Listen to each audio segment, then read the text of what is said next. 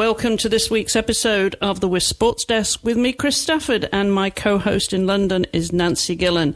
And this is Season 3, Episode 40 already. We are recording on it's already November the 9th. And this will be, obviously, in your earbuds on November the 10th. Now, since we spoke last week, Nancy, and we talked a little bit about the modern pentathlon debacle, it has absolutely blown up all over the media. It's a real debacle, isn't it? Yeah, I mean, I've been following, obviously, my former colleagues at Inside the Games. They've been on this topic, covering it every day, it seems like. So I've been following their coverage, and yeah, it seems to be escalating every 24 hours. It certainly does. Well, we thought no better person to help us unpack what really is happening in the sport now than someone who's been on the show. Actually, she's been on different podcasts here in the distant past. I have to say, I did check before we started recording today, and it was January and February of 2016 that you were on the show. Samantha Murray, welcome, and it's great to have you back again. Anybody who has not noticed that you were the Olympic silver medalist, of course, in London. You've since retired, and now you're a full-time mum, so but you do other things, you were telling me just before, Sam. But anyway, great to have you back and to get your perspective on this. And how are things in your world? Hi, well, it's great to join you again. And wow, 6 years. I can't believe that. And yeah, you've highlighted my life has changed enormously. I retired from modern pentathlon in 2018 after what had been a lifetime in the sport, and genuinely feeling like I was ready to move on and do different things with my days and time than train for such a niche but also demanding event with 5 diverse disciplines. I got married in 2019, and now I'm a mum to baby Elodie, who's 9 months old. So my personal life is totally different, very busy and full on. But I also work as well. I balance my family commitments with work, like many of us women do. It's no longer a thing, I think, just to be a full-time mum. I know when people meet me, even though they know that I'm a mum, they say, oh, so what do you do? What's your job? It's the assumption now that every woman works. And if you don't, then you must be in a place of extreme privilege, or there must be something wrong with you, which actually I found a bit upsetting, because you realise how difficult it is to be a mum, how much responsibility you have, and how much a baby needs their mother, especially in this first year. But alongside that, I work in people performance. I really enjoyed public speaking as an athlete, speaking at schools, but corporate events, in offices, speaking to people, helping them tap into their inner champion. And this is what I talk about to a range of clients all across the UK. And I cover topics such as resilience, perseverance, goal setting and sticking to your goals, seeing them through, but also inner leadership, taking control of your life and trying to pursue that next step up, or wherever it is that you want to go. So really, I try and bring the elite mindset into the corporate business, to the everyday person who just wants to improve themselves. Well, you certainly have a background in perseverance, and just to remind everybody, you were a world champion, you were a European champion, and individual gold medalist in World Cup, and of course you started in juniors. And I remember you were at Bath University, weren't you? You spent some time in Bath, but that, you've got a tremendous track record there, Sam. And if anybody knows about perseverance, and in 5 different disciplines, it's you. It must have put you in good stead, I would imagine, for what you're doing now. Absolutely. But in a lot of ways it was quite nice, because I found something that I genuinely had a passion for. And I think meeting people today in my day job, I just meet too many people who are in a role or in an organization that their values are not aligned to, and they don't live and breathe it every day. I was a lucky person who opened my eyes in the morning and wanted just to train in that event, in the modern pentathlon, improve myself, inspire other athletes in the sport, increase participation standards. I wanted to do everything, but for my sport. And that's exactly what I did. Now, it's not a mass participation event. You don't get huge sponsorship deals. But because I found a passion and pursued it with total commitment, I actually found a way to live and live pretty well from being a modern pentathlete. And I think that's the trick that so many of us have missed. And it's not necessarily our fault. It's just life, how it unfolds, the lack of advice we have, or perhaps that opportunity that somebody else got. But there's nothing stopping us making changes. And that's what I like to talk about when I meet people, really push people to consider what they can do to elevate their lives and enjoy it more. Yeah, I think this is a conversation I'd like to have at another time in more depth. Sure. I really would. But just to come back to, the hot news, as we were saying, that's been all over the media for the past week is what's been happening in the sport of modern pentathlon. And just to remind everybody that it is, as you said, the 5 sports of fencing, swimming, horse riding, pistol shooting and running.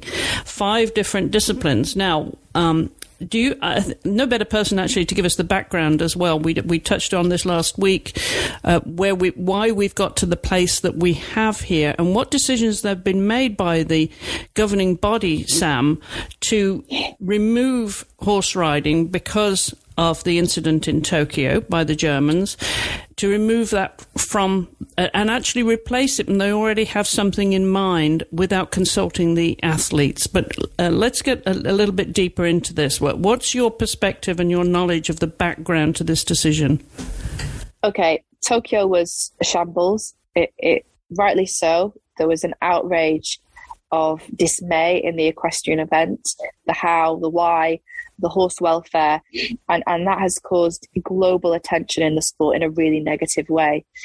Now, following Tokyo, the UIPM, that's the international governing body of the sport, Union International de Pentathlon Moderne, so UIPM, they announced that they were going to improve equestrian standards, they were going to communicate with the equestrian world more, seek advice from the FEI. The FEI is an international governing body that upholds horse welfare in equestrian competitions. So they were really going to open themselves to collaboration and improvement. Then everything went silent, and a few eyebrows were raised when that athlete in question, Annika Schloh of Germany, actually competed again just about a month after the Olympics. And the word in the community was, well, hang on a minute, I thought she was banned or something. But no, she just went out and competed, and nothing happened there. But the social media attacks kept on coming at the UIPM, demanding for news on Saint Boy the horse. How is he? What are they doing to improve, etc. It's fizzled out a bit until last week when the UIPM announced completely out of the blue. I mean, I've spoken to the Olympic champions in the sport. They knew nothing of this. Also, the national governing bodies, it came out of nowhere, announced we're removing equestrian, totally getting it out of our sport, and we're replacing it with a different discipline that we've already decided, but we can't tell you yet. Now, the outpour of just anger, frustration, disappointment across the world in this sport, they now can't ignore it. We've got a change petition going online. The athletes are going on their social media accounts and talking about it on all different outlets, and it's getting people who wouldn't necessarily listen to modern pentathlon or follow it, but they're reading about what's happened and they understand it's wrong. So it's really gaining momentum, and the great thing about social media is it really can't be ignored, and it has such influence on what people get involved with when it comes to news. So the UIPM have had to respond due to this pressure. And I'm actually part of Pentathlon United. We're a very newly formed group of hundreds and hundreds of past and present athletes who stand for the equestrian event to remain the same. Now, we're taking this into quite a strategic plan, and we're rallying the social media posts, and we're asking for that to continue, to put pressure on the UIPM. But we also have other demands, which are really actually quite fair, but from this international governing body, how it has been governed for almost 3 decades, it's quite out of the norm. And this sport has come used to decisions being made just off the cuff with no consultation. We've now have a president who's been in position for 28 years. Yeah. He is re-elected at Congress continually, and national federations ask why.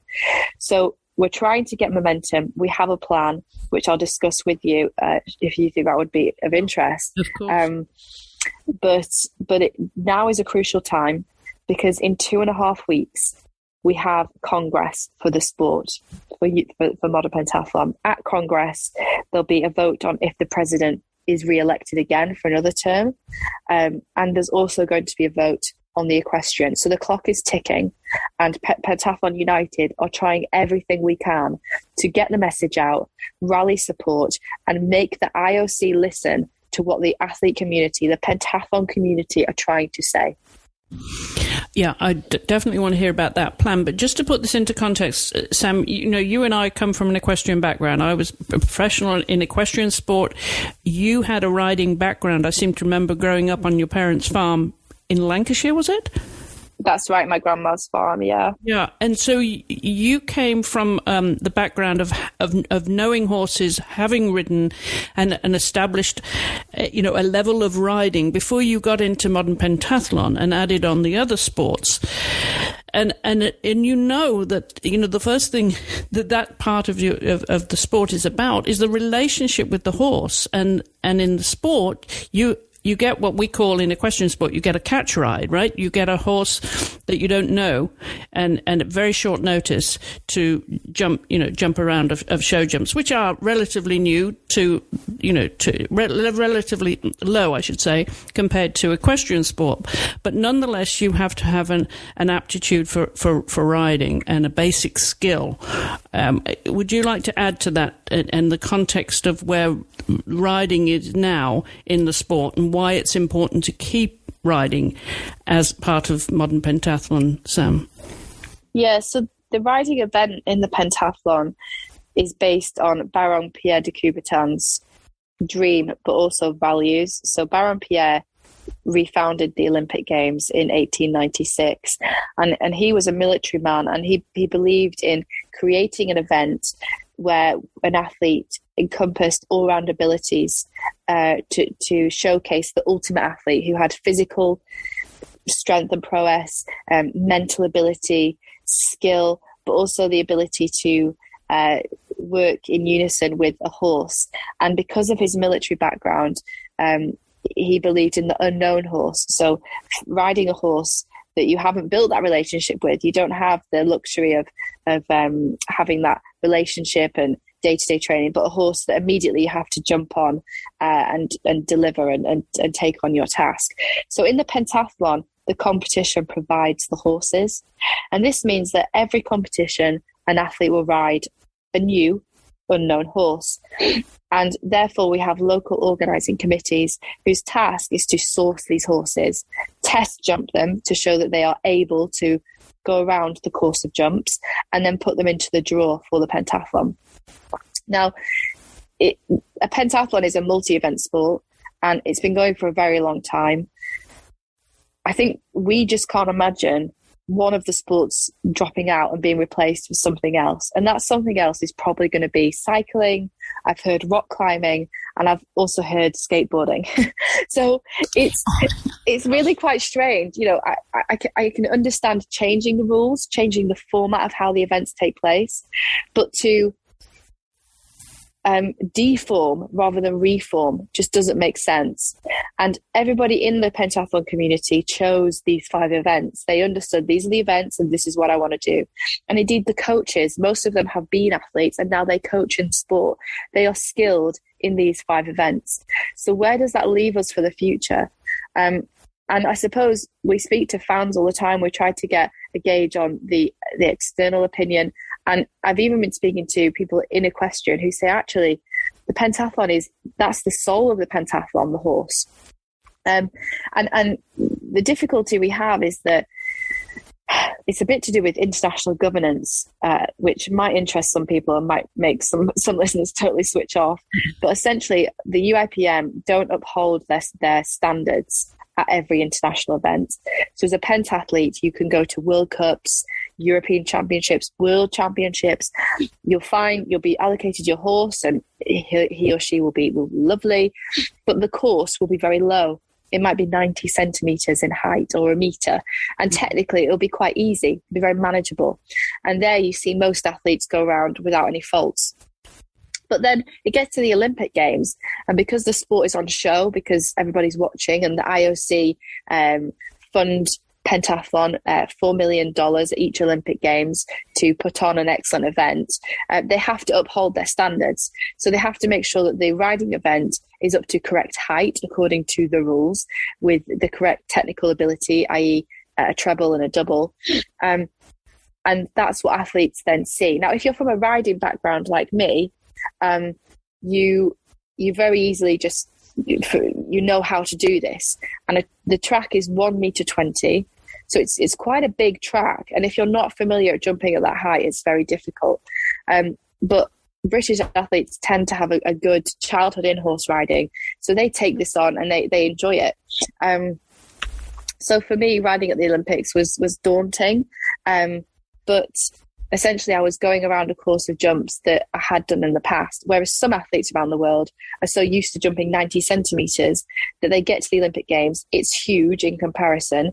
And they're riding horses. The calibre of horse is completely different to the calibre of horse that only need to ride a course of a metre or 90 centimetres. So it's like getting used to driving in your Mini Cooper on A roads and then jumping on a Formula One racetrack in your Ferrari. And this is what happens to pentathletes, and that's why we often see awful displays of horse riding and poor horse welfare standards at Olympic competitions, and that's hugely damaging because that's when the world is watching. Absolutely. And so when Annika Shoy went into that arena, and Saint Boy just didn't want to jump, he did not want to jump. The question was, well, why is she on him? Why are they letting a horse that clearly isn't happy go into the arena? And then everything that happened, the way she managed it came into question. Now, Annika is an experienced rider, but I think the emotion and that moment got to her so much. That was her chance of Olympic gold. And it was taken away from her by a horse that just didn't want to jump that day. And in her eyes, that probably did not seem fair. Did she react in a productive way? Absolutely not. Her coach also that was the nail in the coffin by stepping onto the field of play, putting her hand over the fence, thumping the horses behind. I mean, it was just ridiculous. It had no impact on the horse, but to everyone watching, it was just shocking. And I was sat in the BBC studios trying to commentate live on this, to the public, and you just think, oh my goodness. And the people in the studio at the BBC, the cameramen, the producers, they were all in total shock. They're not from the world of horse riding or equestrian, but they understood how bad that moment was. So the UIPM, if only they managed the sport better, if only every competition was the same, then perhaps that would not have happened. But the other thing is the technicality in the rules, because I was asked, well, why didn't Annika claim a reserve horse? Because every pentathlon there is a reserve horse, and they're there in case the horses in the main draw are injured or cannot go into the next round. So it does get quite complicated here, but basically, say your horse becomes lame, you can then say, well, I would like to ride the reserve horse who is healthy. But also, if your horse is eliminated in the first round, you can also then try and ride a reserve horse. And this is where the problems come in, because the UIPM have got a really bizarre rule that is that athletes share horses. So if I'm winning the competition, I will share a horse with athlete number 19, who's in 19th place. So athletes 1 to 18, after the fencing and swimming, they share horses with the athletes placed 19 to 36, if that makes sense. And the athletes 19 to 36, they ride first. So the weaker athletes after the fence and swim get on their horses and go into the show jumping arena and ride first. And then the stronger athletes pick these horses up and then ride their round. So if someone has had an awful time with their horse, pulled it in the mouth, really upset the horse, maybe even had a fall, you then, as the higher ranked athlete, have to get that horse and try and resolve the problems and give confidence to the horse and get it around that course. I mean, why? Why not provide 36 horses? Yeah. Why not provide that? If you have $4 million, why not provide 36 horses? Absolutely. It's so strange. So what happened to poor Annika was her horse was eliminated in the first round. So then she went and said, look, I'd like the reserve horse, please. But the UIPM said, oh, no, sorry, Annika, you can't have the reserve horse because Saint Boy in the first round only had 3 refusals. And the amount of refusals you need to request the reserve horse is 4. But the weird thing is, if that rider in the first round, who was from Russia, had actually fallen off, then she could have requested the reserve horse. But because it was just 3 refusals and a horse napping at the corner who didn't want to go forward, that didn't align to their rules. And so she couldn't, and there you get the picture. She had to go in on Saint Boy, who, according to people I spoke to, in the collecting ring, he wasn't moving. He just wasn't happy. Similar things happened out in Rio and out in London Olympic Games. So it's just a disaster at every Olympics. And now this governance has destroyed the sport from within. And they've let the athletes down. They've let the sport down. But it gets even worse when you look into the structure of the UIPM, our president who's been there for 28 years, how votes are allocated. And it's almost a little bit like the FIFA saga that came up with corruption. Yeah. So our president, Klaus Schulman, has set up federations all across the world in modern pentathlon. So there is a modern pentathlon federation of Congo, for example, a modern pentathlon federation of Mongolia, and they vote at Congress.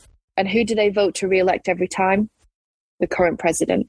Now, there are more inactive federations with no coaches and no athletes who vote at Congress than there are active federations who actively compete in the sport. The other thing our president has done has amended the percentage he needs to win at each Congress. He's reduced it from the average Olympic sport margin, which is 65%, to 50.1%, the lowest it can go to according to IOC commission law. Yeah. So, I mean, if this were football, it would be headline news, but it's modern pentathlon. So it's a small sport that is governed under a dictatorship. And this is where we're at. It's very difficult. But the voice is getting louder, that's for sure. But before we come to your plan, which I want to hear about, Sam, I want to bring in Nancy again. Nancy, because you're obviously not from an equestrian background, but you follow this sport like every other. What's your take on this? Do you have any questions for Sam? I think obviously from my time at Inside the Games, this is something that in not just the UIPM, but just all international federations really, kind of how poor the governance is in a lot of IFs. I think especially with modern pentathlon, you get a lot of instances where you have a president who's been in charge for a ridiculous amount of time and there's, never anyone challenging him at Congress or anything like that. So I was actually going to ask that. Is there anyone challenging the UIPM president at this Congress, or is he running unopposed? Well, we don't actually know. So the details of Congress are yet to be disclosed by the UIPM. So we don't know. I can tell you I'm not running for presidency. But as part of Pentathlon United, we are going to propose and put forward someone else to stand for presidency. The issue we have is that, and I think it comes down to money, sadly, is that he is continually re-elected, and it's how we can somehow tap into these sort of non-votes. And we need to somehow put forward someone for presidency, and we do have someone in mind. We do not want to disclose that yet, but it's someone who is very credible, hugely experienced in sports governance, and understands the sport inside out. But 2, we have to try and get the IOC to look and actually do something and say that actually only an active federation can cast a vote, because you can be at Congress if you're inactive. Thanks for coming, but really you don't represent anyone. No one is competing in your sport. No one's paying a membership in your sport. So please come and learn, and let's help you set up and try and get coaches and athletes. But until you have someone actually doing a pentathlon in Congo, in Mongolia, well, how can they have a vote? That's the only way they can stop this situation. I don't know if either of you would have any suggestions, but the way we see it is that we have to somehow get the IOC to manage this, to help us change this system. Otherwise, it's going to stay the same. And I think what is going to happen is that I think the IOC know, and I just think it's you're right, Nancy, in that the UIPM is probably one of a number who are corrupt. But the IOC has a lot of issues right now. And so the way they've handled monopentathlon is to say, okay, guys, I want you to find a new sport in equestrian. I want you to change the sport completely. Otherwise, you'll lose your place in the Olympics. And I think that's a clever move from the IOC. I think they've done it so that the pentathlon community starts shouting, and that the UIPM then are on the spot and have to respond and answer questions. Why did they not consult anyone? Why? And answer all the questions of all the incidents that have happened in the past. And ultimately, if we go for a new sport, or if we stick with equestrian, I think the IOC will say, okay, that's fine, but the new sport you've chosen, that's great. But actually, for the committee in Los Angeles, that's not a developed sport. That isn't a sport that anyone in the world knows. So that's not going to have its place in the Olympics.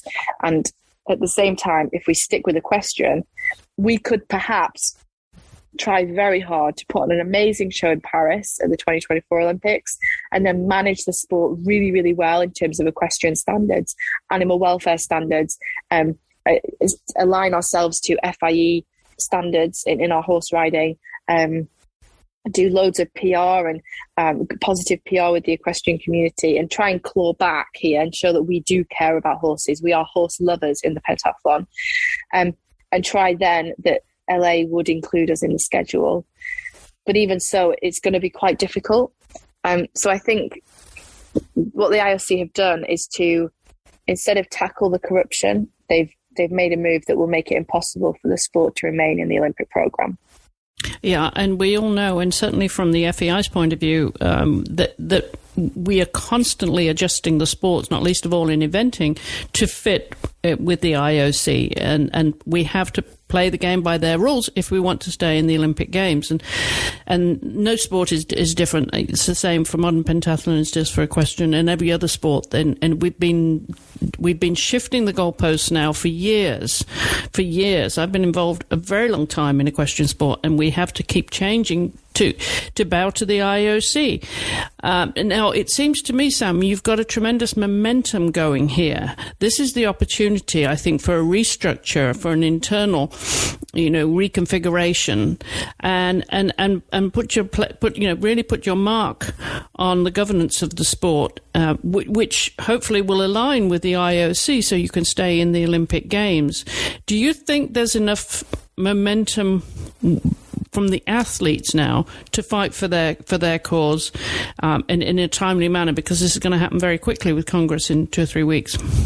Yeah, there is momentum. We've already issued an open letter to the UIPM, which had 650 signatures of current athletes, but also past champions. So it had Olympic champions, Olympic medalists, world champions.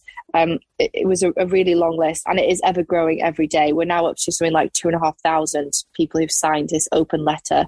And it was demanding the immediate resignation of the president for failing the sport and a total restructure of the executive board. Well, that's tremendous. When is the Congress taking place? Where, I should say, and when? It's taking place in Germany, and it's on the 24th to the 28th of November. Along with the open letter, we've also written directly to Thomas Bach at the IOC asking for a meeting. Now, we've had to be careful about that because our current president has created a rule which states any athlete or coach who communicates directly with the IOC on matters of UIPM governance will be banned.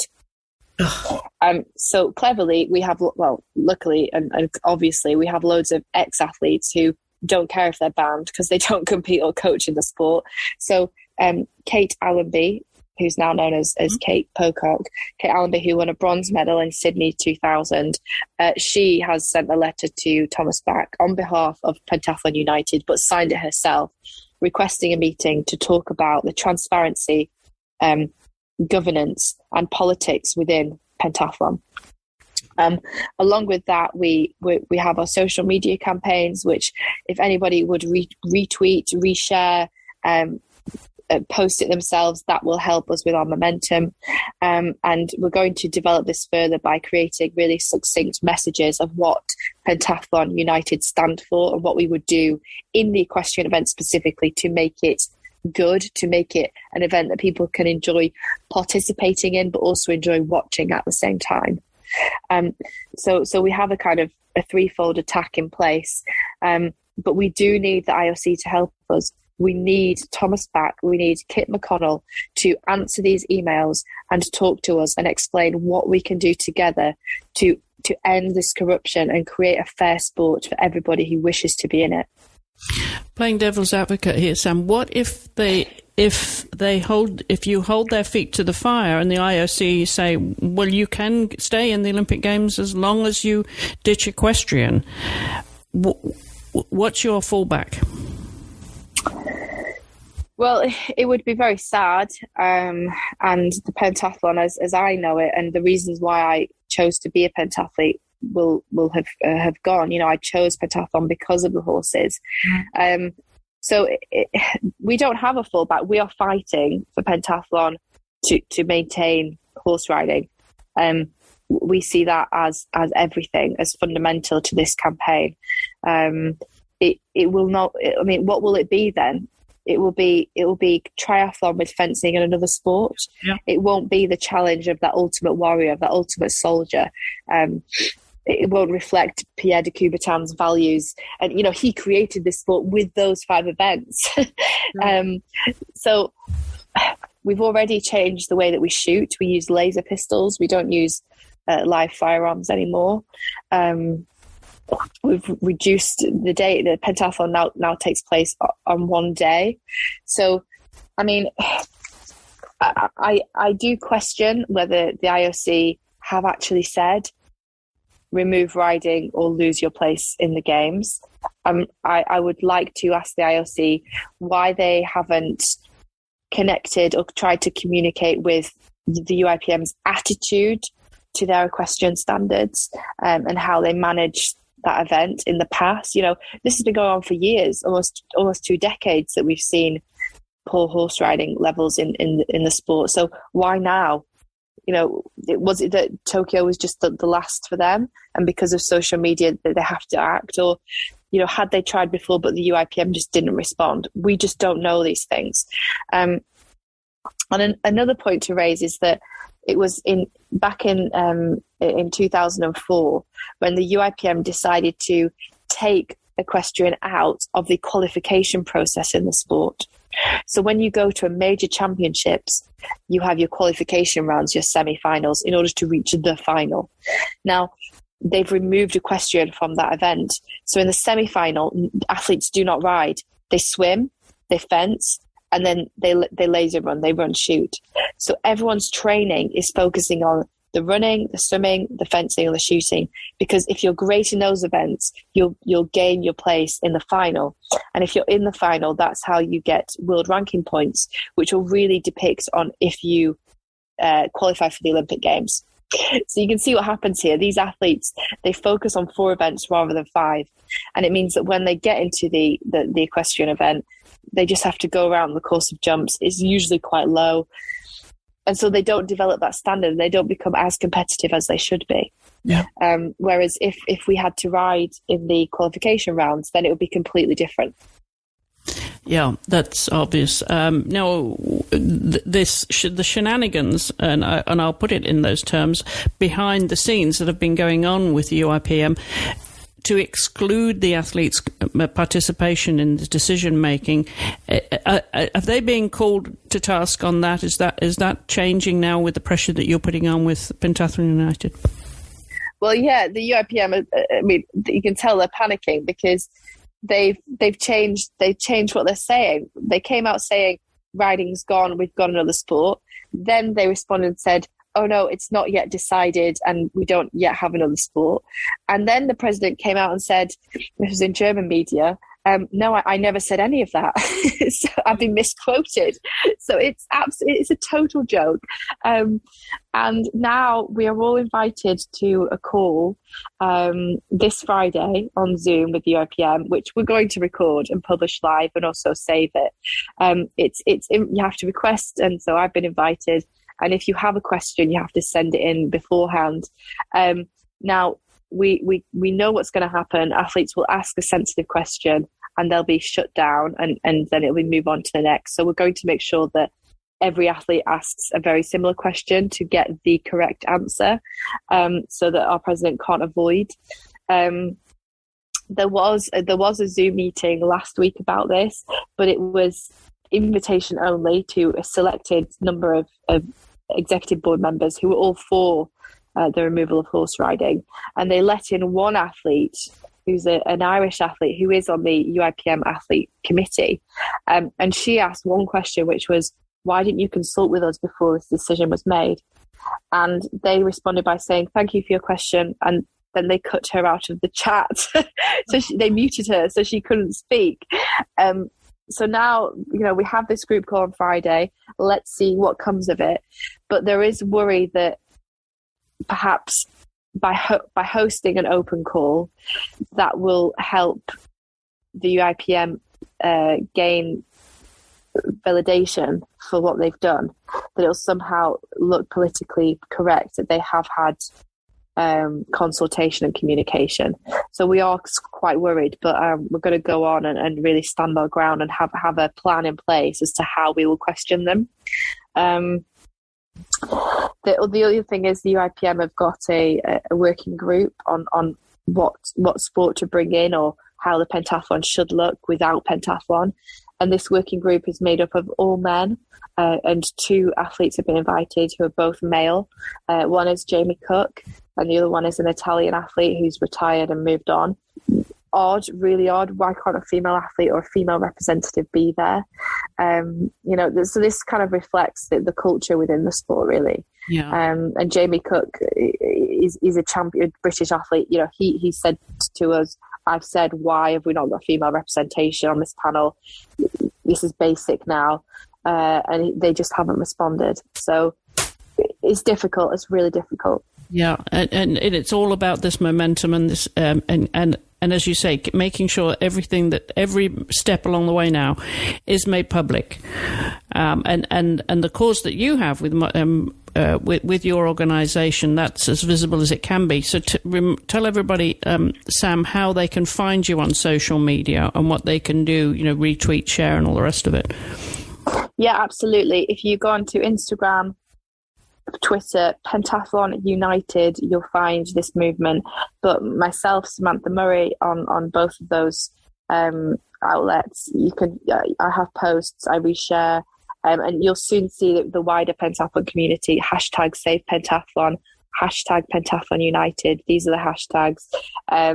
If you could just get involved, and also the change petition that is easily found. I'm going to reshare it after this goes live. If you could sign and share the change petition, because this is really quite important for people to take note. This will help us, and we have a timeline. It's less than 3 weeks. We have so much to do and so little time. I think what we do need is more resource. So if there's anyone who wants to get involved and help with the working group, who has possible PR contacts, strategic experience in this kind of thing, or even legal expertise, because we are looking now at the Court of Arbitration of Sport, where this could go to. So we do have some lawyers who are ex-pentathletes who are helping us, but they're all doing this alongside their full-time jobs and life commitments. So if there's anyone that wants to help the sport get involved, please just reach out to myself or anyone who's representing Pentathlon United. Fantastic, Sam. Well, I think we're going to have you back on in a few weeks' time after Congress. Yeah. And see how this is unfolding. Nancy, do you have any final questions for Sam before we let her go? I don't think I have any questions, but yeah, just good luck, because obviously it's such a hard task. I think changing, a whole federation and changing how they run it and the governance of it. So yeah, I mean, I think a lot of sport needs modernising, and yeah, if you're successful in this, hopefully it can also lead the way for other athletes in other sports as well. Yeah, to show that Absolutely. it can be done. Yeah, it really can.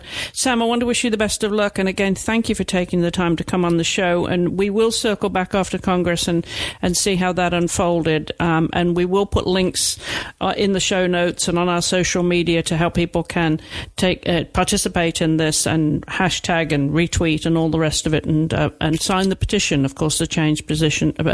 We will put those on the website as well, Sam. So we'll stay in touch, and we'll circle back in a few weeks' time. Thanks again for your time. Great. Thank you. Thanks.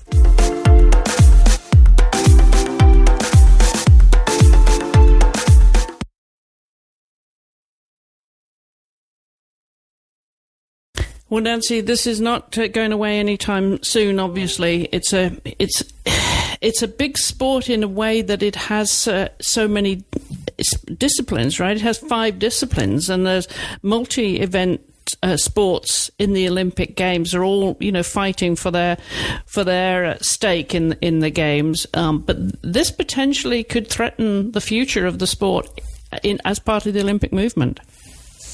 Yeah, and I think it would be quite controversial if it did eventually go, because as Sam said, it's so kind of intrinsically linked with the Olympics, and created by de Coubertin, who is like the founder of the modern Olympic Games. So it would be very controversial if it did go. Yeah, and I feel like the IOC will, because of that. I think the IOC will be, trying to save the sport if it does get to that stage.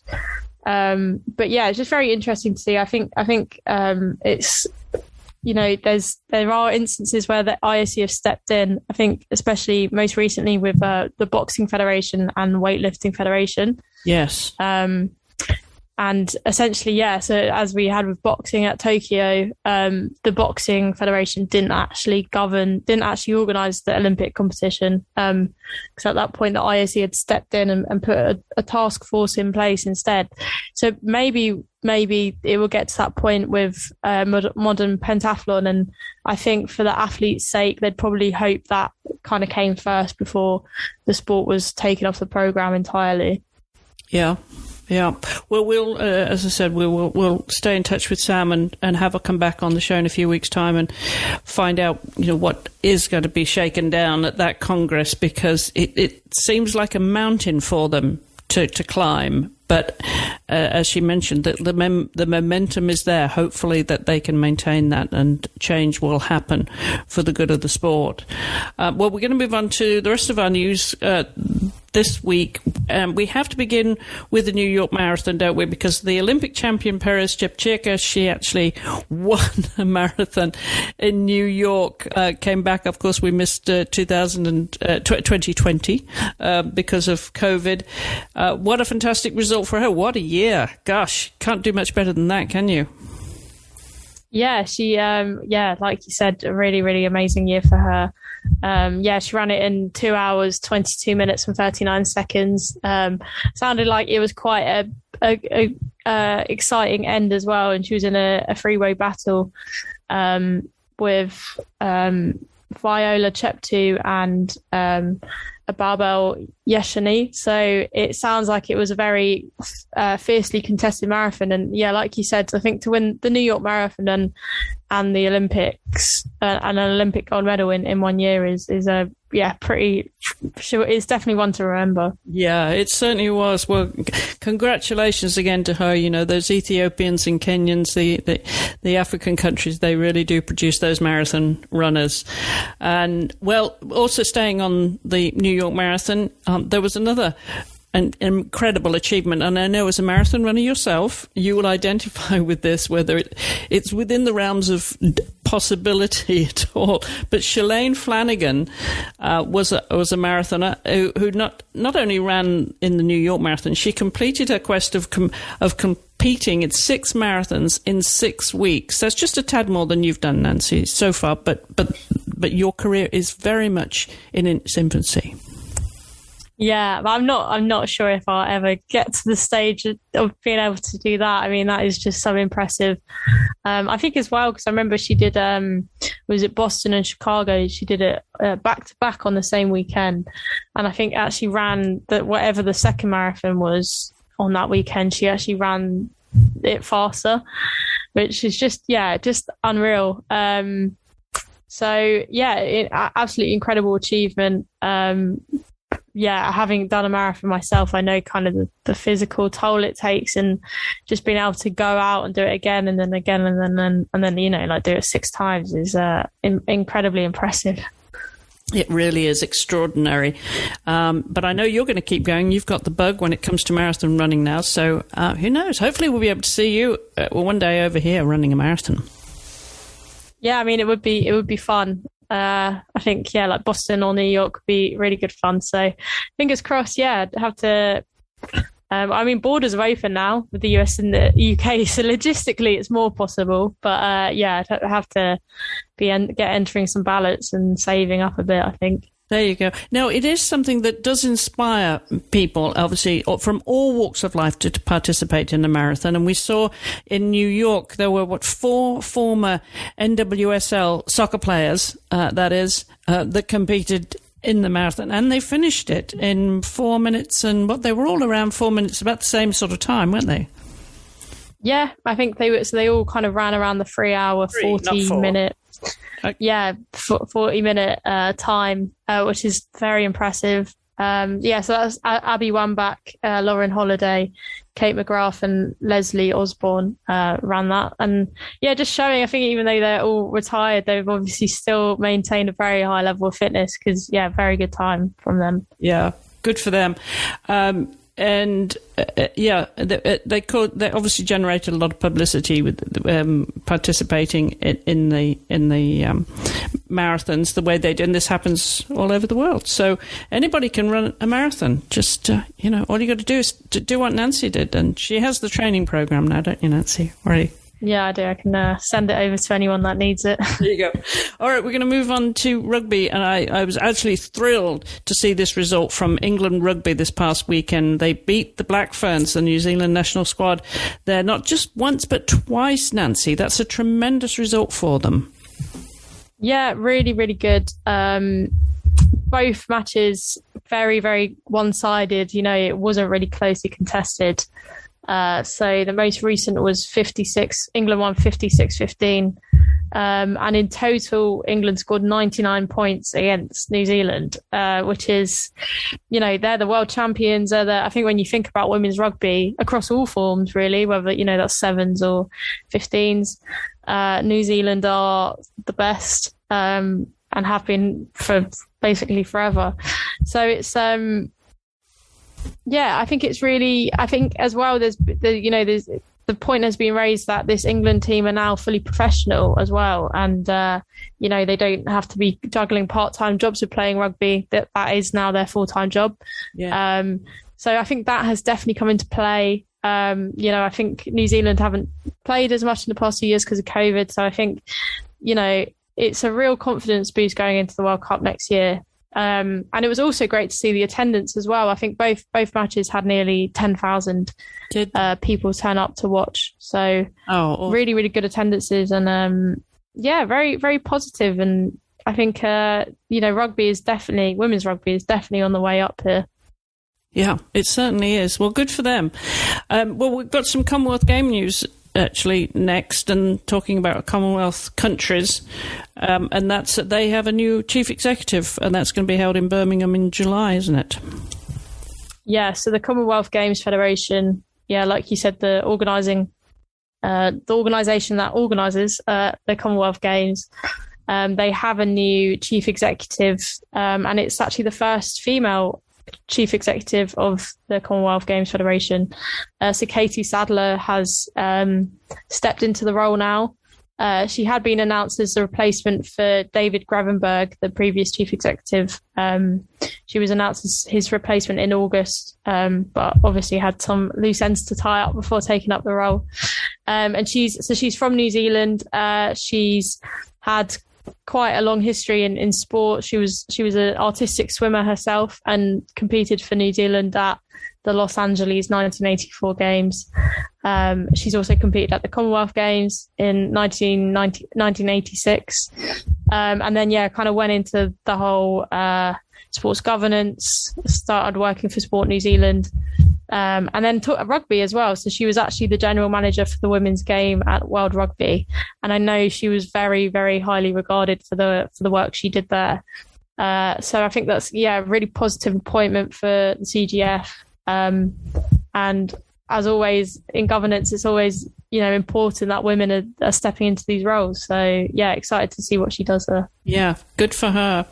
We're moving on now to, which is getting to that season of awards, and the double Tokyo 2020 gold medalist Mu, that is Athing Mu. How could we forget that? What an athlete she is. She's among the 2021 Female Rising Star Award nominees. Yeah, so we've had the nominees for kind of the main award, but these are the, up and coming female athletes in the world of track and field. So like you said, Athing Mu, who won 2 gold medals at the Olympics in the 800 metres and then the 4x400.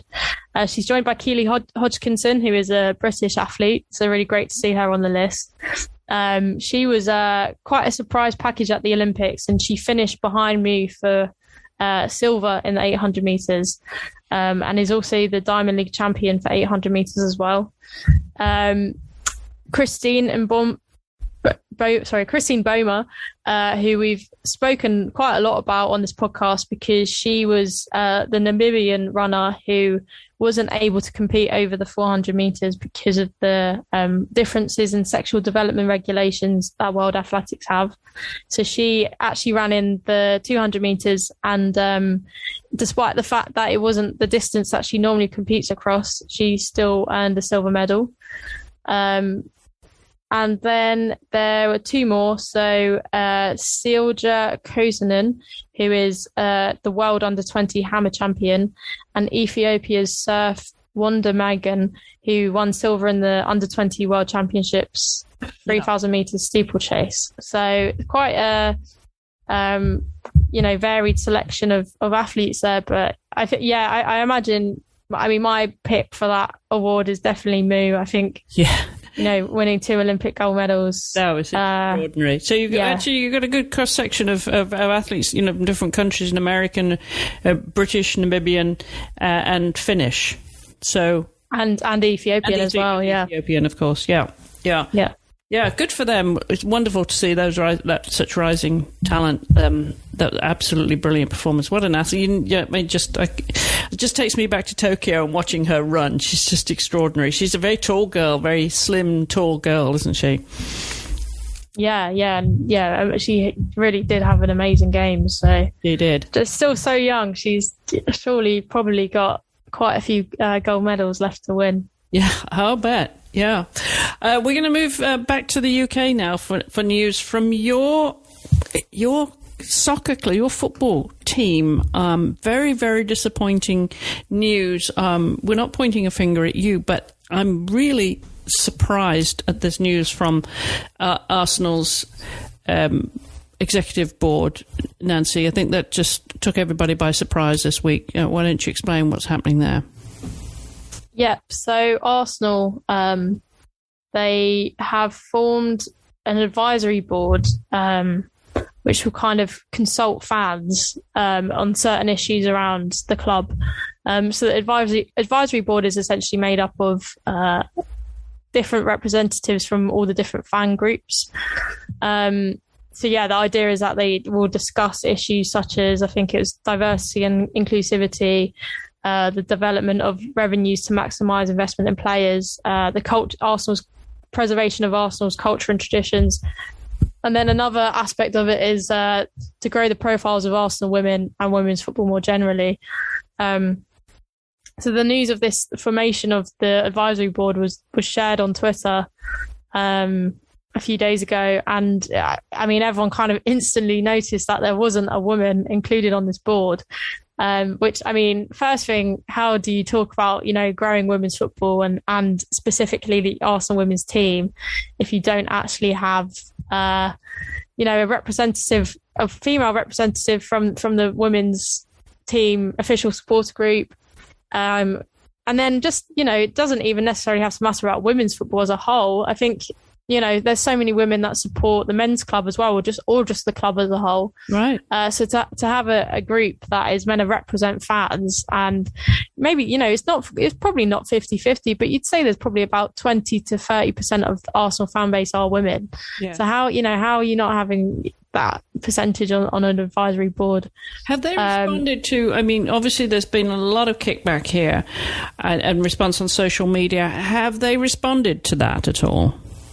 Not that I've seen, no. I haven't seen any response. I don't know, maybe if they're working on something or hopefully inviting a female representative onto the board or something like that. But at this current stage, I haven't seen anything. No. All right. Well, keep us posted, won't you, if they do suddenly wake up one day and realise that there's no women on the advisory board. All right. Yeah, I will. I definitely will. One more football story before we go this week, and that's the declarations of interest that have been received by UEFA for Women's Euros 2025 hosting rights. Yeah. So obviously next year we've got the Euros here in England, which I'm very excited for. But kind of the process has already started for the 2025 tournament and who is going to be the host country. So there's been 5 expressions of interest to UEFA, which they say amounts to record interest in staging the tournament, which is really positive. So there's a joint bid from, this is all potential, so it's not confirmed. So obviously you get quite a few countries dropping out of the process, but there's a joint potential bid from Denmark, Finland, Norway and Sweden, which have also been supported by the Faroe Islands and Iceland. So that's kind of a Scandinavian Nordic bid. And then we have the potential bid from France, and then Poland, Ukraine and Switzerland. So quite unique, like a varied, obviously you've got that big kind of mega bid from 4 countries who are, very renowned in European women's football and have previously hosted the Euros kind of individually. We've got France, who hosted the World Cup in 2019. And then, Poland, Ukraine and Switzerland, I think that they'd all be kind of new to hosting a women's football tournament. So it'd be interesting to see how this develops and kind of what each country, their campaign and what they include in their bid books. And just quite exciting to see increased interest in hosting the tournament as well. Yeah, it's going to be a big year next year and the year after, isn't it, in women's football? Yeah, and I suppose you could say 2024 as well because of the Olympics. So a lot of really big tournaments to look forward to. Tremendous momentum. And as we record, we were talking before the show that Arsenal have travelled to Denmark to play, and we were wondering who was on that squad by the name of Tobin Heath. Absent, you think, from that squad for this midweek game? Yeah, I've actually seen it confirmed on Twitter that she is. I think she had a really, really minor injury, which meant she didn't play against West Ham last weekend. I think that's still kept her out of the squad, but the manager, he has said that she will be back for the coming weekend. So it doesn't sound like it's too bad an injury, but yeah, she just hasn't travelled to Denmark. Okay, all right. We'll keep an eye on that, and we'll have more soccer news and football news next week for you with our roundup from around the world of women's sports. Until then, that's our show. Thanks again to our guest Samantha Murray from Modern Pentathlon, and I think that was a great insight from Sam, didn't you think, Nancy? I thought that was really, really helpful, and hopefully helped our listeners understand what was truly happening in the sport right now. Yeah, definitely. I mean, I don't think I think it would have been impossible really to get the full grasp of literally everything that was going on, and she explained it very concisely. So, really, really useful to hear from her. All right. Well, we'll be back the same time, same place as always. Nancy, just remind everybody how they can find you on social media and read what you're writing about. Yep. So my Twitter handle is Nancy_Gillen. And my Instagram is NancyGillen_sport. And everything I write is on Give Me Sport Women, which is, if you want to find us on Twitter, it's Give Me Sport W. And if you want to know what Nancy thinks about Arsenal Women's Football Club, just follow her on Twitter. Yeah. And good luck to that team tonight. And thank you for listening. Don't forget you can post your comments, questions on our social media at Wisp Sports, and also online at wispsports.com, where the show notes with the links to these stories will be posted. Until next week, thank you for listening. Goodbye for now.